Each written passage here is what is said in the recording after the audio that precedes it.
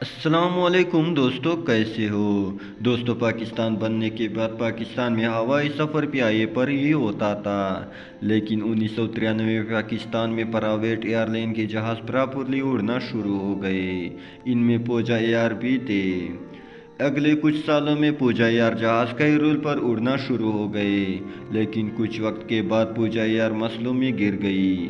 ان کی معاشی حالات بھی اچھے نہیں تھے اور یہ پارکنگ فائنز بھی بھر نہیں پا رہے تھے، اور اسی وجہ سے 2000 میں پوجا ایئر پر پابندی لگ گئی۔ اس کے بعد بہت جلد پوجا ایئر پاکستان میں بھی بند ہو گئی۔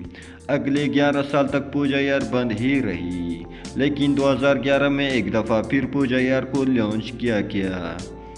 مارچ 2012 کی بات ہے جب پوجا ایئر جہاز 12 سال کے بعد پھر سے اڑنا شروع ہو گئے۔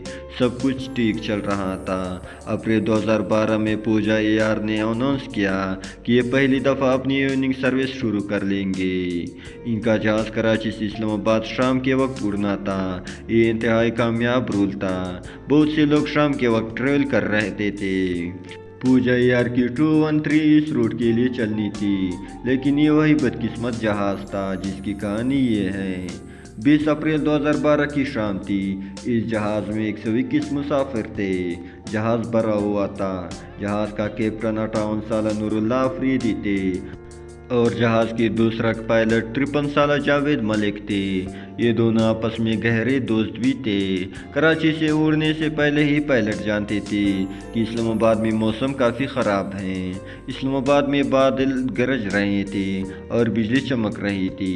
ایسا لگتا تھا جیسا کہ طوفان آنے والا تھا۔ دونوں پائلٹ سفر شروع ہوتے ہی موسم کے مطابق باتیں کر رہے تھے۔ جہاز میں ایک ڈیوائس لگی ہوتی ہے جسے بلیک باکس کہتے ہیں۔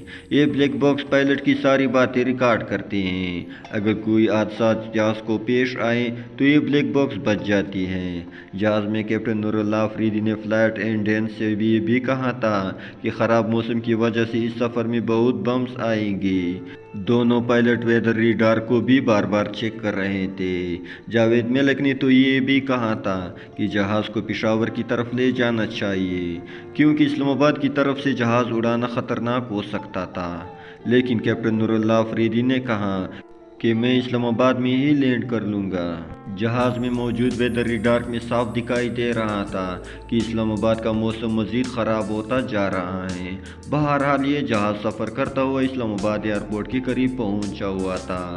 اب اس کو خراب موسم میں لینڈ کرنا تھا۔ اب نور اللہ افریدی کی آواز گھبرائی ہوئی لگ رہی تھی۔ ان کو جہاز کی کھڑکیوں سے خراب موسم دکھائی دے رہا تھا۔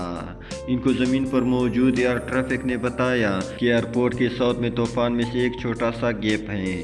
یہ گیپ صرف 60 ڈگری رینج کا تھا، لیکن مسئلہ یہ تھا کہ قانون کہتا ہے کہ جہاز کو طوفان وغیرہ سے 5 نیٹیکل مائل سے دور رکھنا چاہیے، اور یہ گیپ 5 نیٹیکل مائل سے کم تھا۔ نور اللہ افریدی نے فیصلہ کیا کہ جہاز کو اسی طوفان کے اندر اسی گیپ سے لے کر جائیں گے۔ انہوں نے اپنا ذہن بنا لیا تھا کہ کچھ بھی ہو جائے لیکن جہاز کو اسلام آباد ایئرپورٹ پر ہی اتارنا ہے۔ کیپٹن نور اللہ بہت سکون سے بات کر رہے تھے، لیکن ان کا جہاز بہت خطرے میں تھا۔ اسلام آباد میں بہت تیز بارش شروع ہو چکی تھی۔ ان کی جہاز سے 10 سے 15 میل دور طوفان کی ایک دیوار بنی ہوئی تھی۔ پائلٹ ایسی طوفانی سے دور ہی رہتے ہیں، لیکن پوجا ایئر جہاز اس کے بہت قریب تھا اور کیپٹن کو کوئی پریشانی نہیں تھی۔ یہ جہاز اسلام آباد ایئرپورٹ کے قریب پہنچا تو جہاز شدید بارش اور طوفان کی لپیٹ میں آ گیا، لیکن پھر بھی یہ جہاز ایئرپورٹ پر لینڈ ہونے والا تھا۔ لیکن پھر جہاز تھوڑا سا اوپر کی طرف موو ہوا اور رائٹ سائڈ پر اڑنا شروع ہو گیا۔ یہ جہاز شدید بارش میں پھنس چکا تھا اور لینڈ کرنا ناممکن ہو چکا تھا۔ پھر اچانک جہاز 1000 فٹ نیچے گر گیا۔ پائلٹ کو کچھ سمجھ میں نہیں آ رہا تھا کہ اب کیا کریں۔ جہاز صرف 900 فٹ اونچائی پر تھا اور اگلے کچھ سیکنڈ میں زمین پر ٹکرانے والا تھا۔ جہاز میں آخری الفاظ جاوید ملک کے تھے۔ انہوں نے کہا گو اراؤنڈ، اور اسی وقت یہ جہاز چکلالہ کے قریب گر کر تباہ ہو گیا۔ جہاز میں سب کے سب 121 لوگ مارے گئے۔ اس حادثے کے بعد پوجا ایئر ہمیشہ کے لیے بند ہو گئی۔ تو کیسی تھی ہمارے آج کی ویڈیو دوستو؟ ملتے ہیں نیکسٹ ویڈیو میں۔